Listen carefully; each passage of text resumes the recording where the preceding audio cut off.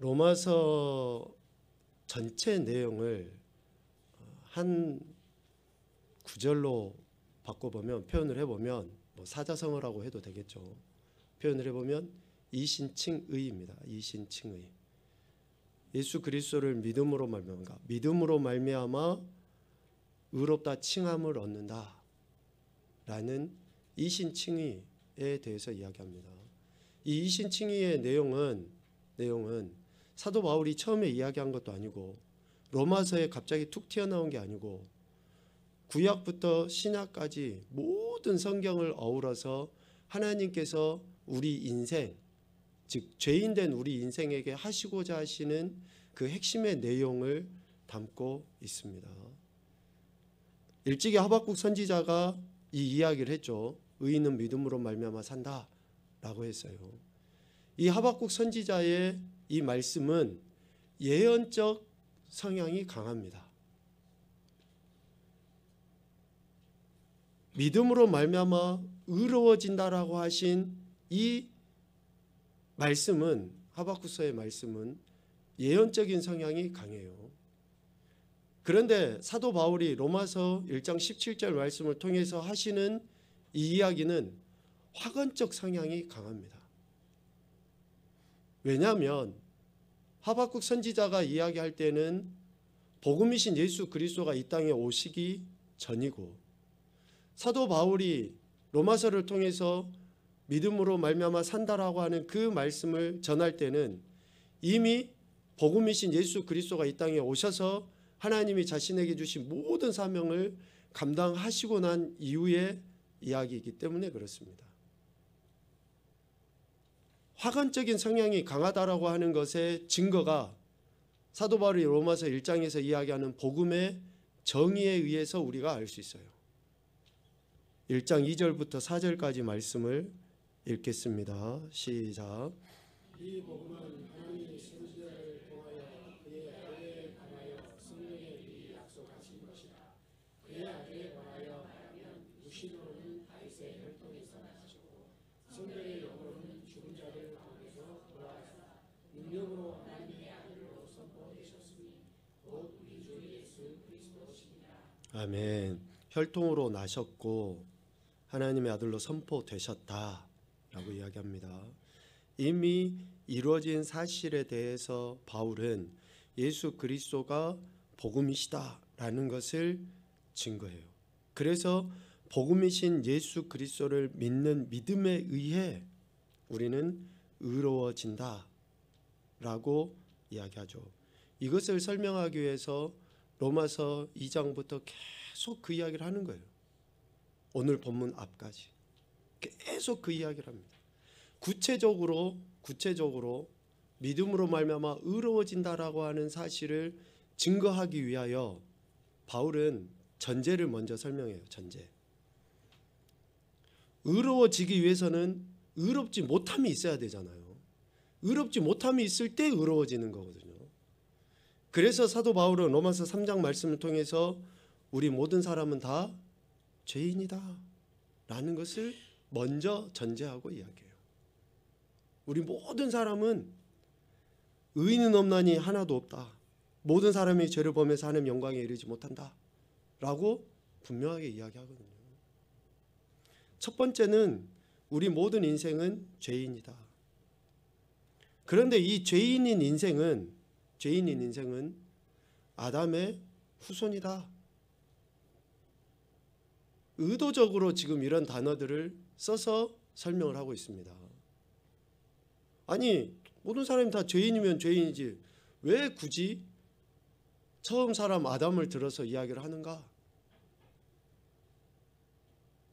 로마서 5장 12절에서 이야기하는 것처럼 한 사람으로 말미암아 죄가 세상에 들어오고 죄로 말미암아 사망이 들어왔다. 그래서 모든 사람이 죄를 지었다. 그 모든 사람 가운데는 여기에 있는 나도 포함이 된다 라는 것을 지금 바울은 이야기하는 것이죠. 그래서 모든 인생은 죄인이다. 아담의 후손으로서 죄인이다. 그런데 죄인된 인생의 마지막은 뭐예요? 죽음이다. 죄에 대한 그 값은 죽음으로만 치룰 수 있다 라는 것을 이야기해요. 죄의 삭은 사망이다. 죄에서 벗어나는 것은 죽음밖에 없다라는 것을 이야기하죠. 그래서 바울은 이 전제, 우리 인생이 죄인이고 죽을 수밖에 없는 존재라는 것을 먼저 이야기를 합니다. 이러한 존재인 우리가 사는 길은 뭐냐? 우리가 죄에서 벗어나는 길은 뭐냐? 죽지 않고 사는 길은 뭐냐? 그것을 사도 바울은 하나님의 사랑의 근거에서 이야기해요. 하나님의 사랑의 근거에서. 우리 인생은 죄인이지만 하나님은 우리 인생을 사랑하신다. 두 번째 전제가 바로 그거예요. 하나님은 우리 인생을 사랑하신다. 하나님이 우리 인생을 사랑하셔서 가장 먼저 행하신 것이 뭡니까? 율법을 주신 거예요. 율법을. 법을 주신 거라고요. 법을 주심으로 인해서 우리를 사랑하신다라고 하신 표현을 드러내 보이신 거죠. 여러분, 법이 우리를 얽어매고 불편하게 하고 우리를 힘들게 한다라고 생각하는 그 생각은 이미 우리가 법을 지키고 싶지 않은 마음이 큰 거예요.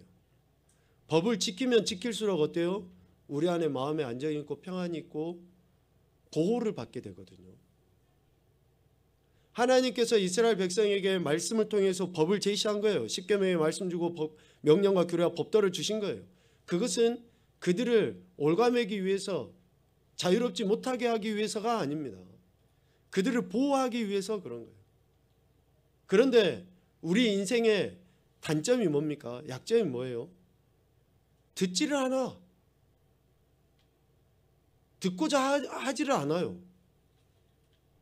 그러니까 아무리 하나님이 말씀을 하시고 법을 주셔도 듣지를 않으니까 보호를 받지 못하는 거예요. 안정을 누리지 못해요. 즉 살지를 못해요. 그래서 하나님께서는 율법 외에 하나님의 한 의이신 예수 그리스도를 우리에게 주신 거예요. 사랑의 표현으로. 법을 주셨는데 우리가 법대로 살지 않으니까 계속 죄책감만 들고 계속 우리가 불편한 거예요. 그래서 하나님은 율법 외에 하나님의 의, 그러니까 다시 이야기하면 율법도 하나님의 의입니다. 하나님의 의이고 선이에요, 율법도. 그런데 우리 인생이 그 하나님의 말씀을 듣지 않고 여전히 우리가 세상의 방식대로 살아가기 때문에 살지를 못하는 거죠. 의롭게 되지 못해요.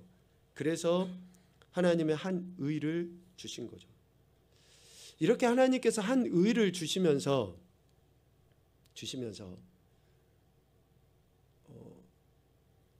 대표성을 또 가진 인물을 설명을 하거든요. 사도 바울이. 그것이 바로 아브라함입니다. 아브라함. 하나님의 말씀을 믿고 또 하나님의 의로우신 예수 그리스도를 믿으면 의로워진다, 살게 된다, 뭐 구원받는다, 거듭난다, 영생을 얻는다, 천국 백성이다, 뭐 다 포함할 수 있어요. 그렇게 되는 증거를 나타내 보여요. 증거를. 누구를 통해서요? 아브라함을 통해서. 오늘 우리가 예수 그리스도를 믿으면 의로워진다라고 하는 그 사실을 아브라함을 통해서, 아브라함이 하나님의 말씀을, 여호와의 말씀을 믿음에 이것을 그의 의로 여기셨다라고 하신 것처럼 아브라함과 같은 그러한 은혜를 우리가 경험할 수 있다라는 것을 가르쳐 주시죠. 하나님의 사랑의 표현이 지금 아브라함을 통해 믿으면 의롭다고 인정받는 것을 우리에게 가르쳐 주신 거예요. 그래서 어떤 특정한 사람, 특정한 계층에 있는 부류의 사람들만이 아니라 모든 사람들이 믿으면 의로워진다라는 그 사실을 분명하게 가르쳐 주시죠.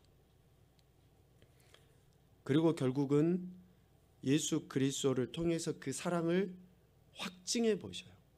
보내실 뿐만 아니라 이제는 그 예수 그리스도를 통해서 확증해 보시죠.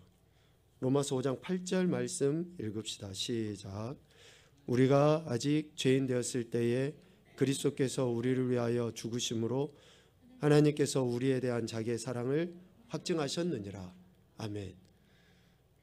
안 나왔는데 제가 읽자고 했군요. 성경을 보고 읽었어야 되는데.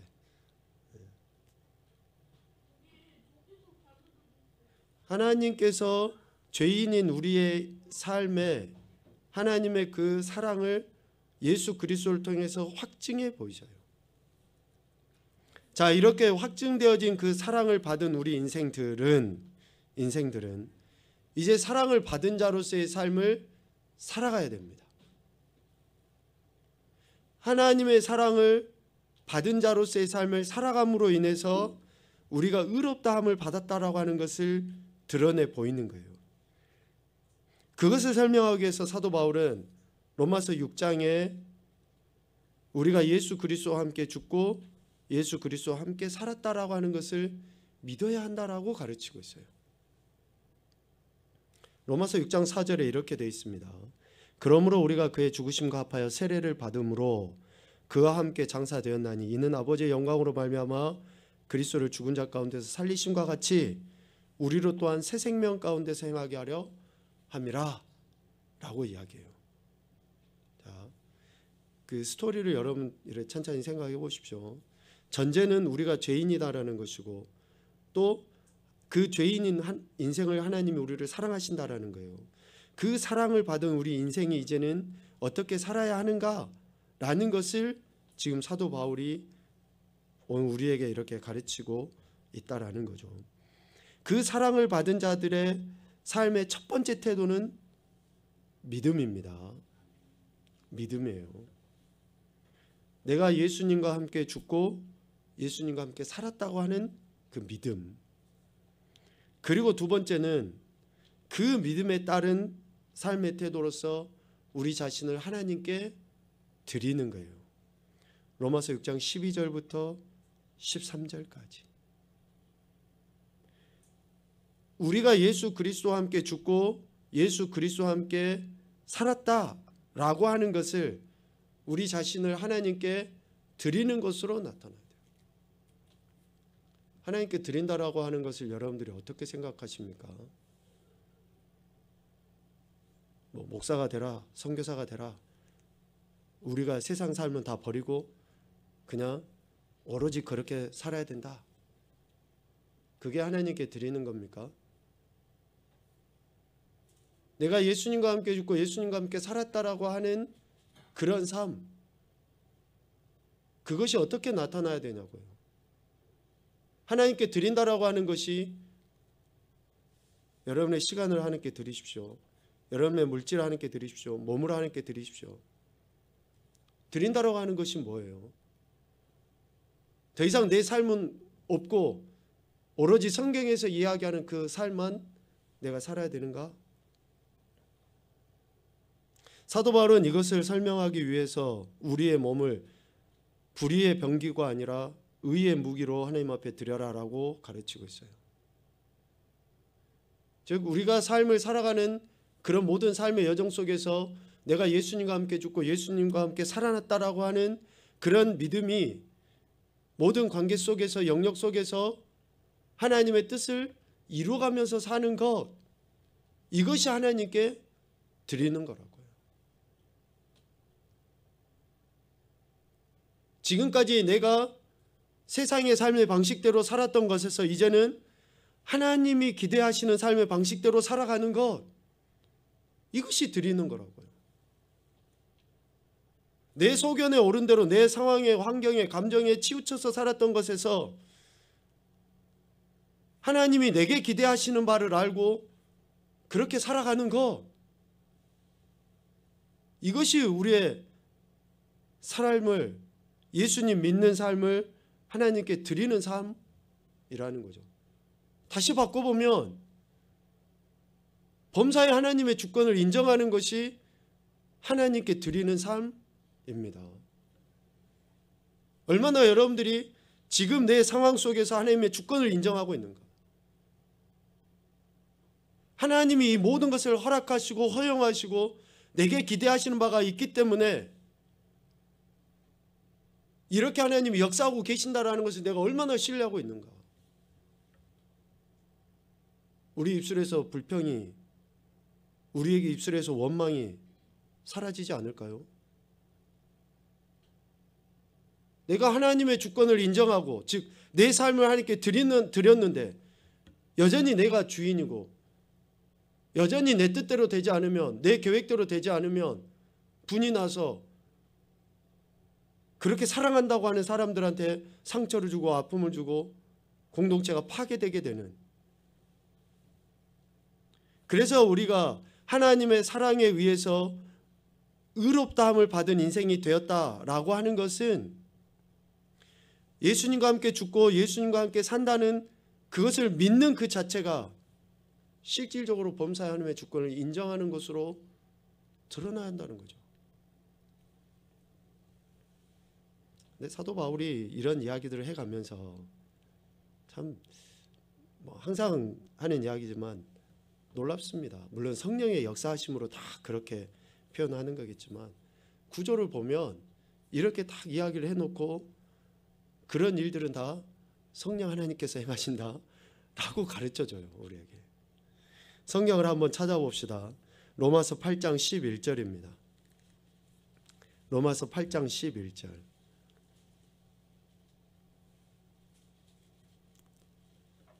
우리 같이 읽죠. 시작. 예수를 죽은 자 가운데서 살리신 이의 영이 너희 안에 거하시면 그리스도 예수를 죽은 자 가운데서 살리신 이가 너희 안에 거하시는 그의 영으로 말미암아 너희 죽을 몸도 살리시리라. 아멘. 믿습니까? 성령 하나님께서 그렇게 우리가 예수와 함께 죽고 예수와 함께 살았다고 하는 것을 믿게 하실 뿐만 아니라 그렇게 우리의 몸을 하나님께 드리게 하시고 그의 영으로 말미암아 그랬잖아요. 성령으로 말미암아 그렇게 우리가 하나님의 사랑 안에서 의롭다함을 받은 존재로서의 삶을 살아갈 수 있도록 하시는 거죠. 그 성령의 은혜를 충만하게 경험하는 인생들, 시시때때로 성령님이 내 안에서 역사하고 계심을 인정하는 인생들이 어떻게 됩니까? 하나님의 선하시고 기뻐하시고 온전하신 뜻을 삶으로 입증해 보이게 돼요. 입증해 보이게 돼요. 드러내 보일 수밖에 없는 거예요. 나타나지게 돼 있어요. 여러분 안에 은혜가 있는데 증거가 안 된다. 은혜가 있는데 얼굴이 죽을 상이다. 성령님이 내 안에서 역사하고 계시고 나는 엄청 충만한데 옆에 사람이 모른다. 모를 리가 있을까요?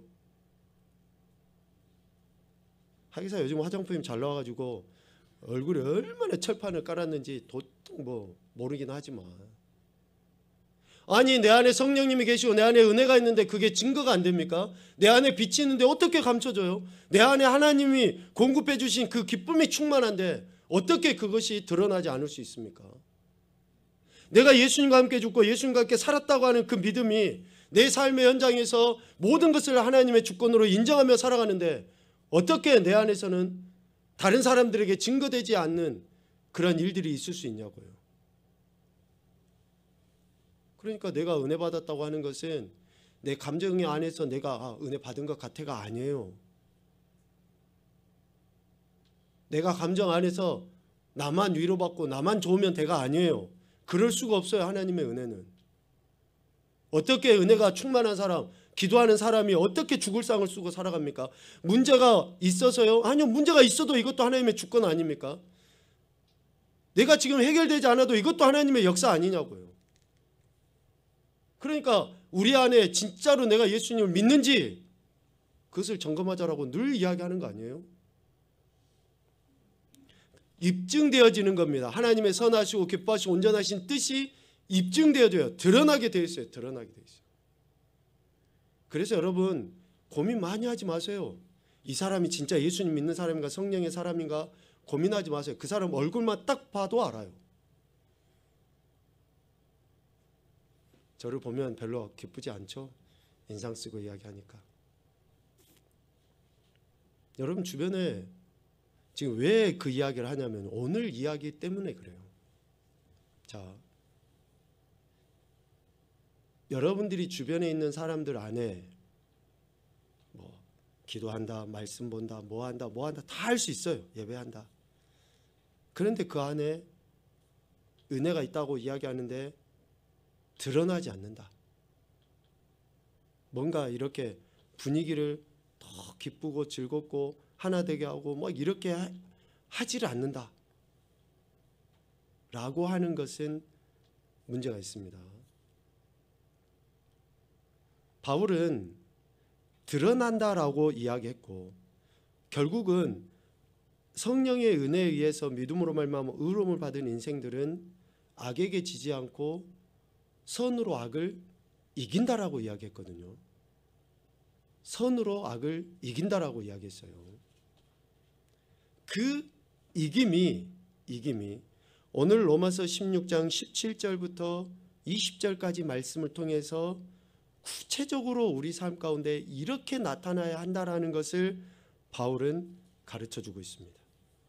죄인이었던 우리 인생이 하나님의 사랑에 의해서 예수 그리스도를 믿음으로 말미암아 의롭다함을 받은 인생이 된 것, 그렇게 된 인생은 그에 합당한 삶, 은혜 받은 자로서의 삶을, 즉 우리가 소위 말하는 믿음의 삶을 살아가게 돼요. 살아야 돼요. 그렇게 살아야 되기 위해서 오늘 17절, 18절, 19절 말씀을 통해서 바울이 명확하게 가르쳐주고 있습니다. 첫 번째, 오늘 말씀을 통해서 이 은혜를 드러내지 못하게 하는 우리 그리스도인, 즉 예수 그리스도를 믿음으로 말미암아 의로워진 인생들이 떠나야 될 대상, 거절해야 될 대상이 있다라고 이야기해요. 오늘 17절에 보면 형제들아 내가 너희를 권하노니, 여기서 형제들은 예수 그리스도를 믿는 믿음의 사람, 의롭다라고 인정함을 받은 사람들이겠죠. 내가 너희를 권하노니, 이 권한다라고 하는 말은 그냥 단순히 뭐 잠깐의 권면 정도의 문제가 아니에요. 간곡하게 부탁을 하는 겁니다. 간곡하게. 너희가 배운 교훈을, 지금까지 사도 바울이 이렇게 가르쳤던 그러한 교훈들을 거슬러 분쟁을 일으키는 자, 거치게 하는 자들을 살펴서 그들에게서 떠나라 라고 바울이 간곡하게 부탁을 하고 있어요. 거슬러서 분쟁을 일으키는 자, 예수 그리스도를 믿는 우리를 새로운 피조물이라고 이야기했죠. 예수님 믿는 우리 모든 인생들에게 동일하게 주신 직분이 뭐예요? 화목하게 하는 직분이에요. 오늘 분쟁과 반대되는 화목하게 하는 직분을 우리 모든 인생들, 예수님 믿는 우리에게는 주셨다고요. 뭐 권사에게만 주고 목사에게만 주고 장로에게만 주는 게 아니에요. 누구에게든지 저와 여러분이 가는 곳곳마다 화목하게 하는 일들이 일어나야 돼요. 아멘. 우리가 가는데 분란이 일어나고 분쟁이 일어나고 막 다툼이 일어나고 뭐 이렇게 시기 질투가 난무하는 것은 심각한 문제가 있는 거죠. 우리 이 말씀을 읽고 결단합시다. 고린도서 5장 17절 18절입니다. 시작. 네.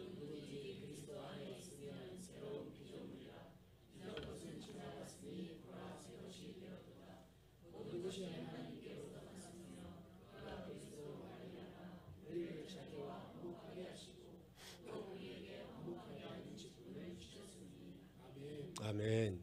자, 우리 모든 인생들이 화목하게 하는 직분을 받은 거예요. 예수님 믿는 사람이라 그러면.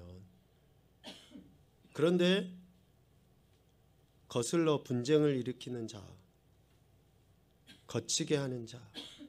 분쟁은 틈이 생기다, 틈을 생기게 하다, 그런 의미예요.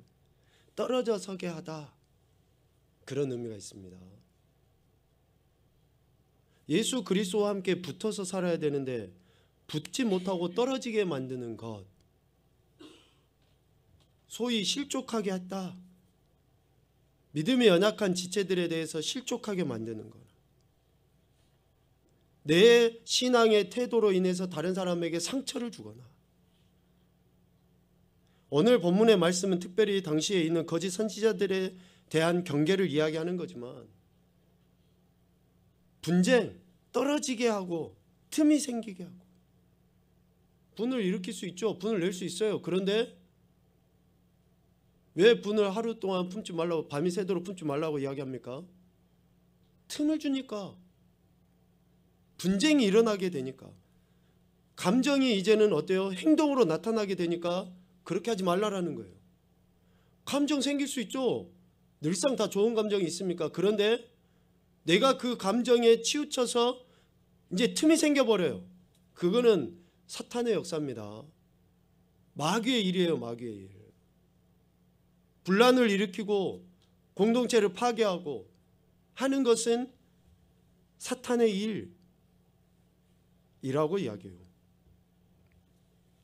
그래서 그들에게서 떠나라, 거치게 하는 자를 떠나라 라고 이야기해요. 거치게 하는 자.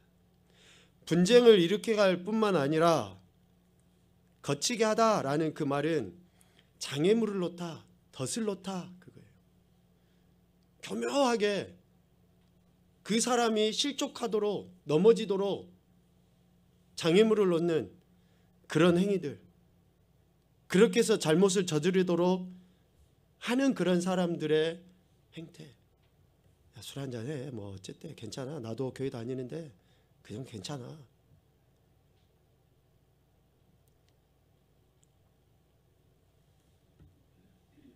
여러분, 우리는 마치 아무렇지도 않게 그래, 사람들이 다 그러니까, 세상이 그러니까 라고 너무 쉽게 동조해버려요.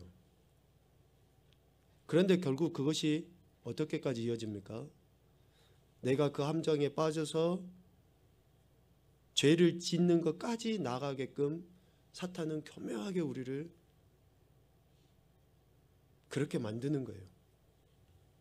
그래서 거기에서 떠나라 라고 이야기하는데, 이 떠나라 라는 단어의 의미는 단번에 저에게서 돌아서다 라는 의미가 있어요. 단번에 저에게서 돌아서다. 결단입니다. 지금 저가 내게 어떤 존재인지, 제가 아무리 은혜가 있고 뭐가 있다고 해도 이렇게 분쟁을 일으키고 거치게 하는 사람이라 그러면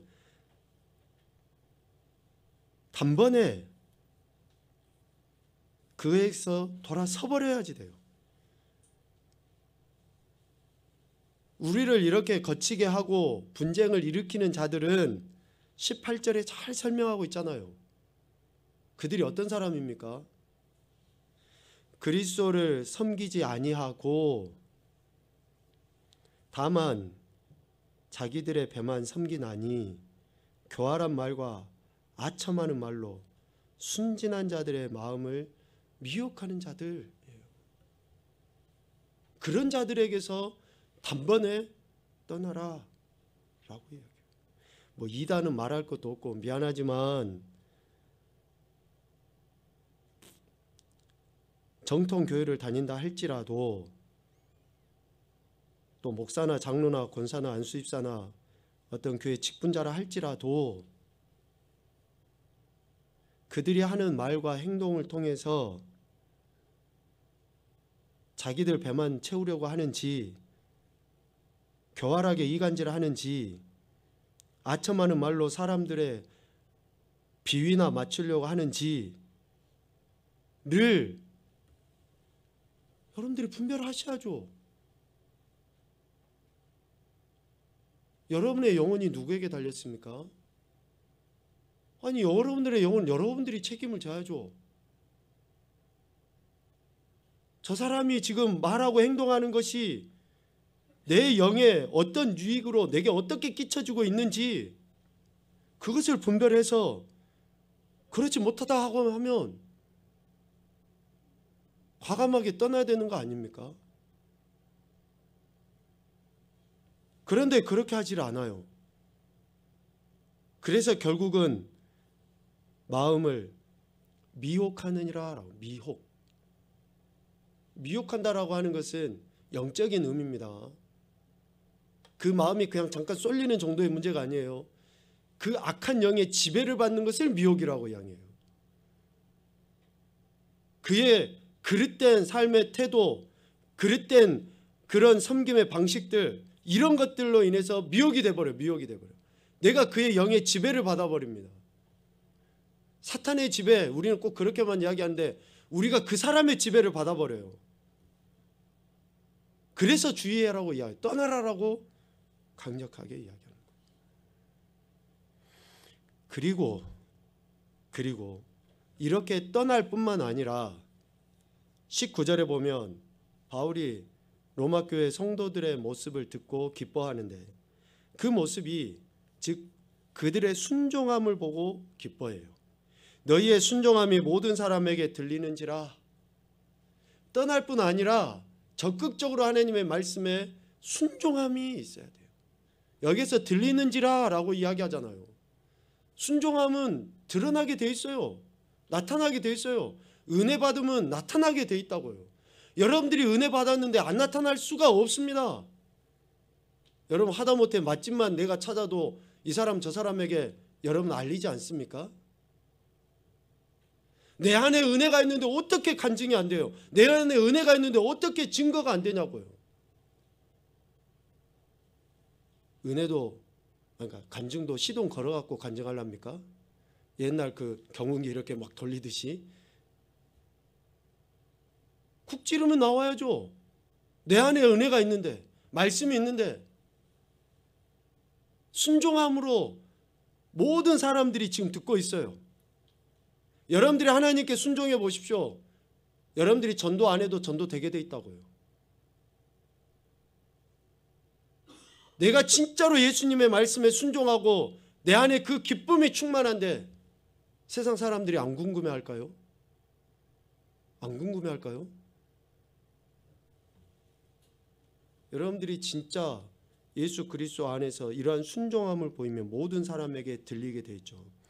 그 들림이 사도 바울이 이렇게 표현합니다. 그러므로 내가 너희로 말미암아 기뻐한다 라고 이야기해요.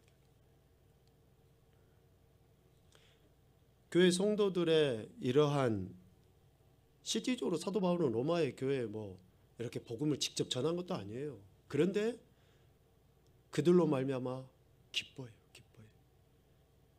그들이 하나님의 말씀에 순종하는 것을 통해서 다른 사람들조차 인정할 수 있는 믿음의 모습으로 보여졌다는 것 아니겠습니까? 이렇게 믿음 안에서 순종한 로마에 있는 성도들의 신앙과 삶의 태도가 그들에게 복음을 전했던, 그들을 가르쳤던 바울이나 또 다른 권위자들을 기쁘게 했던 것 아니겠냐고요. 진리를 가르친 자의 기쁨은 그 진리를 받아들인 자들이 진리에 순종하는 것입니다. 선생님들이 언제 제일 기뻐해요? 제가 요즘 보면 그거 같아요. 우리 학교에서 서울대학교 나왔다 그러면 이제 서울대학교 들어갔다 그러면 현수막 같은 거 이렇게 붙이잖아요. 그럼 뭐 그 부모도 기뻐하겠지만 어때요? 그 학교 선생님의 막 그 기쁨 아니겠어요? 진리를 가르친 자가 무엇으로 기뻐해야 됩니까? 진리에 따라 순종하며 살아가는 것 그 자체가 기쁨이에요. 기쁨. 자, 저도 몇 번 이야기 드렸습니다. 저의 기쁨은 여러분들이 하나님 말씀에 순종해서 날마다 성장, 성숙, 성화되어져 가는 게 제 기쁨이에요. 저는 그거 원해요. 여러분들이 이 땅에서 부자로 사는 거, 출세하는 거, 그걸 덤으로 얻으면 더 좋겠지만 혹시 세상에 비교했을 때 좀 출세를 못해도 돈을 좀 못 벌어도 여러분들이 예수 그리스도 안에서 매일 성장 성숙해 가고 그래서 어떤 상황이 생겨도 범사에 감사하고 쉬지 않고 기도하고 항상 기뻐하고 이런 삶을 사는 것이 하나님이 우리를 기대하시는 또 권위자들이 우리에게 기대하시는 바의 모습이라는 거죠. 기뻐할 수 있을 땐 기뻐하고 그러지 못할 때는 늘상 입에서 불평을 달고 원망을 하고 죽을 상을 쓰고 있고,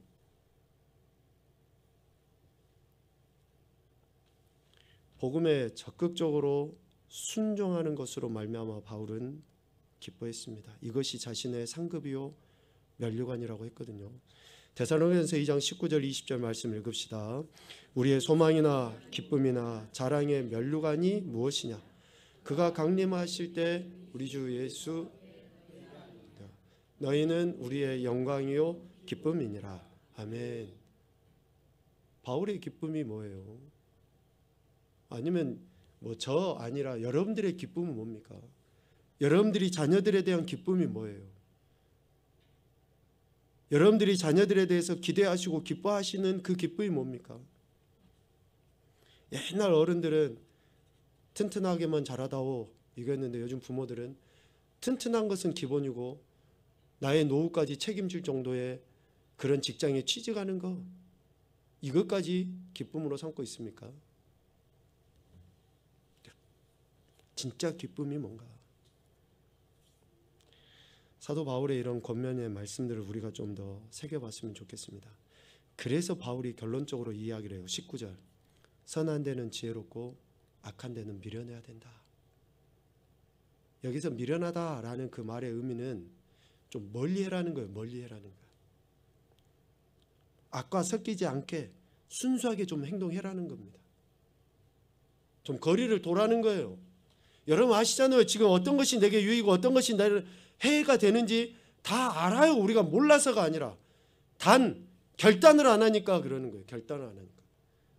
알매도 불구하고 결단을 안 하니까 악에게 섞여가지고 지금 나를 해롭게 함에도 불구하고 지금 당장 내가 죽지 않으니까, 지금 당장 내게 어떤 손해가 끼쳐지지 않은 것 같으니까 그걸 미련을 놓고 못 넣는 거예요. 못 놔.